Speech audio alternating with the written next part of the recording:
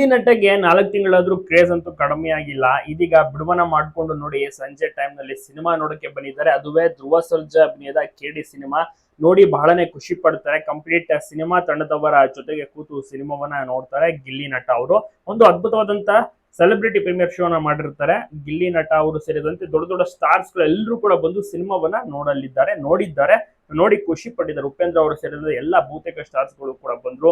ಧ್ರುವ ಸರ್ಜಾಗೆ ವಿಶ್ವಾಸಗಳನ್ನ ತಿಳಿಸಿದ್ರು. ಅದೇ ರೀತಿ ಡೈರೆಕ್ಟರ್ ಪ್ರೇಮ್ ಕೂಡ ಅಷ್ಟೇ ತುಂಬಾ ಚೆನ್ನಾಗಿ ಸಿನಿಮಾ ಮಾಡಿದ್ರು ಅಂತ ವಿಶ್ ಮಾಡಿದ್ರು.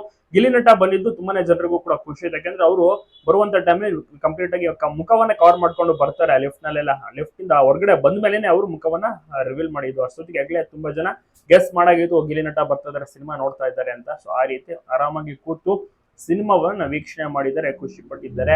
ಕೆಡಿ ಸಿನಿಮಾದಲ್ಲಿ ಕಿಚ್ಚ ಸುದೀಪ್ ಅವರ ಪಾತ್ರವೂ ಕೂಡ ತುಂಬಾನೇ ಚೆನ್ನಾಗಿದೆ. ಸುದೀಪ್ ಸರ್ ಅಂದ್ರೆ ಗಿಲ್ಲಿ ನಟಗೆ ತುಂಬಾನೇ ಇಷ್ಟ. ಸೊ ಅದೊಂದು ಕಾರಣ ಅನ್ಬೋದು.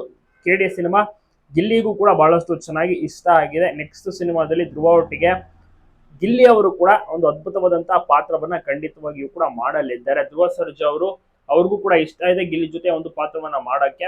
ಅವರು ಕೂಡ ವಿಶ್ವಾಸಗಳನ್ನ ತಿಳಿಸಿದ್ರು ಬಿಗ್ ಬಾಸ್ ಗೆದ್ದಂತ ಟೈಮ್ ನಲ್ಲೂ ಕೂಡ. ಈಗ ಗಿಲ್ಲಿ ಅವರು ಧ್ರುವ ಸರ್ಜಾ ಸಿನಿಮಾವನ್ನ ನೋಡಿ ಬಹಳಷ್ಟು ಖುಷಿ ಪಟ್ಟು ಒಳ್ಳೆ ರಿವ್ಯೂಸ್ ಗಳನ್ನು ಕೂಡ ಕೊಟ್ಟಿದ್ದಾರೆ. ಸಿನಿಮಾ ಬಹಳಷ್ಟು ಮೆಚ್ಚುಗೆ. ಯಾಕೆಂದ್ರೆ ಸಿನಿಮಾದಲ್ಲಿ ದೊಡ್ಡ ದೊಡ್ಡ ಸ್ಟಾರ್ಸ್ ಗಳು, ಸೆಲೆಬ್ರಿಟೀಸ್ ಗಳು ಆಕ್ಟ್ ಅನ್ನ ಮಾಡಿದ್ದಾರೆ. ಡೈರೆಕ್ಟರ್ ಪ್ರೇಮ್ ಅವರ ಒಂದು ಥಿಂಕಿಂಗ್ ತುಂಬಾ ಚೆನ್ನಾಗಿದೆ. ಸೆಟ್ ಇದೆಯಲ್ಲ, ಆರ್ಟ್ ವರ್ಕ್ ಇದೆಯಲ್ಲ, ಅದು ಬಹಳನೇ ಎದ್ದು ಕಾಣುತ್ತೆ. ಅದೆಲ್ಲರೂ ಕೂಡ ನೋಡಲೇಬೇಕು.